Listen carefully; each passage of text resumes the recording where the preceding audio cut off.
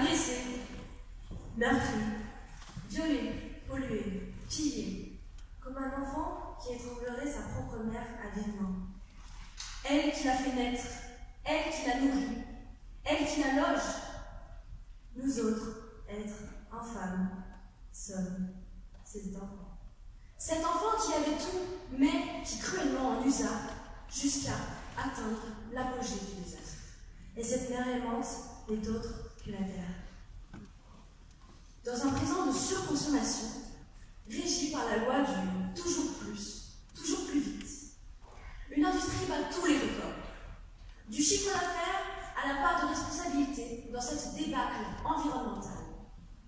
Mesdames, messieurs, les jurés, mesdames, messieurs, nous sommes ici, en ce jour, uniquement dans le but de dénoncer ce violent assassin, l'industrie du textile. Vêtements, oui, mais aussi draps, sièges, fauteuils, rideaux, le textile nous entoure, nous possède, mais chaque étape de leur vie est polluante. Des cultures de coton à leur incinération, pollution des eaux, des sols, de l'air, le gaspillage, la liste est longue et les situations extrêmes s'accumulent. Aujourd'hui, les victimes sont innombrables. Nous, hommes, mais aussi animaux, insectes, forêts, rivières et même villes. Plus rien ne l'arrête. Elle est une tempête qui, chaque année, chaque mois, chaque jour, chaque heure, chaque seconde, s'intensifie. Et un jour, cette tempête que nous avons nous-mêmes créée nous engloutira.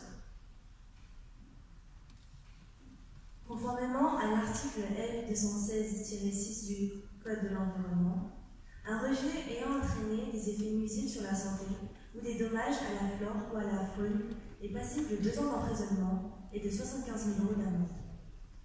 Mais à l'autre bout du monde, dans la province de Guangdong, en Chine, la rivière locale est si polluée qu'elle ne possède plus aucun poisson.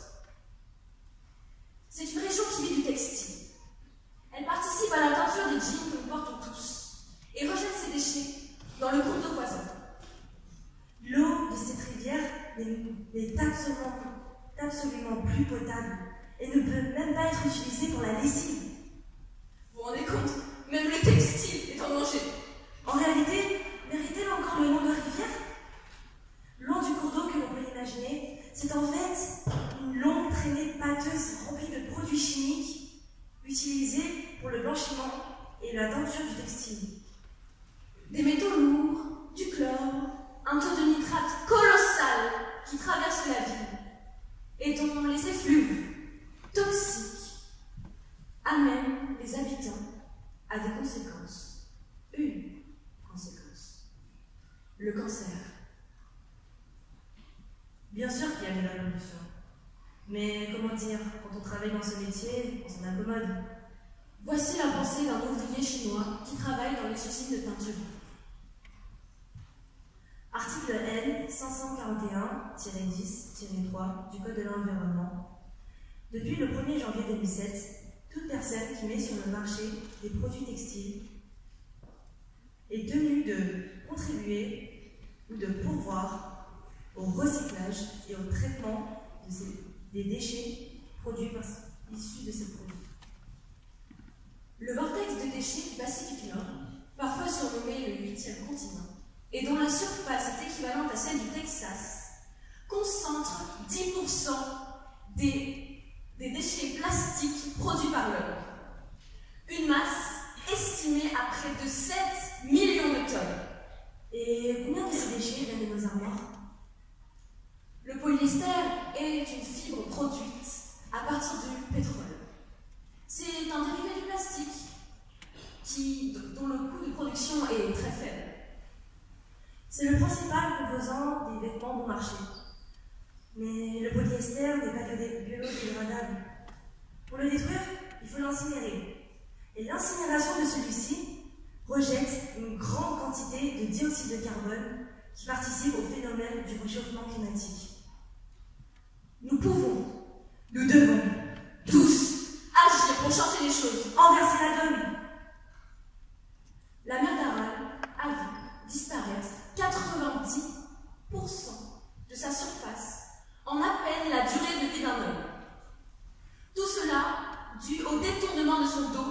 l'eau pour l'irrigation des champs de coton.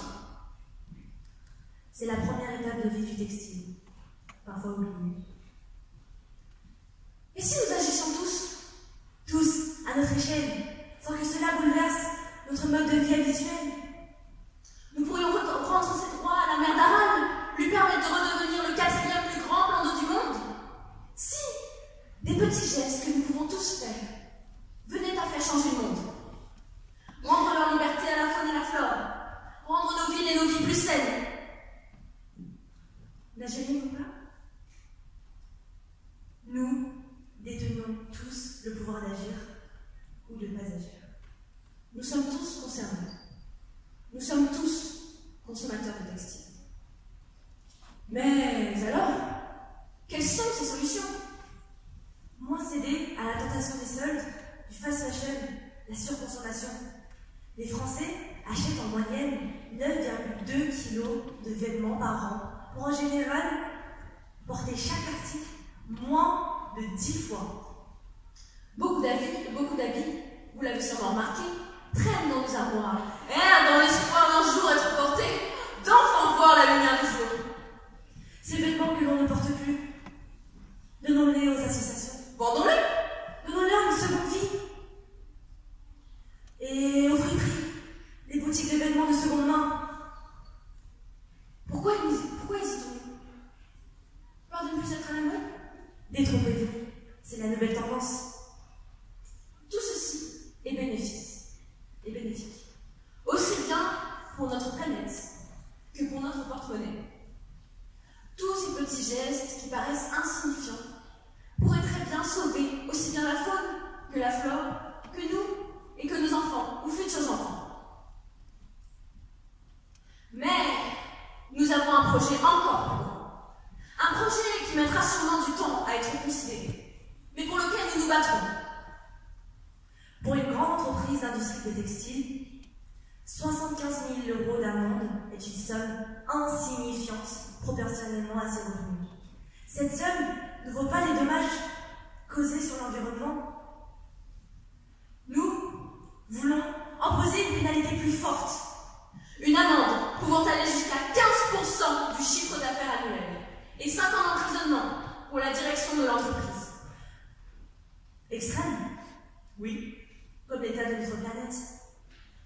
Nous plaidons contre toutes les tailles d'industrie.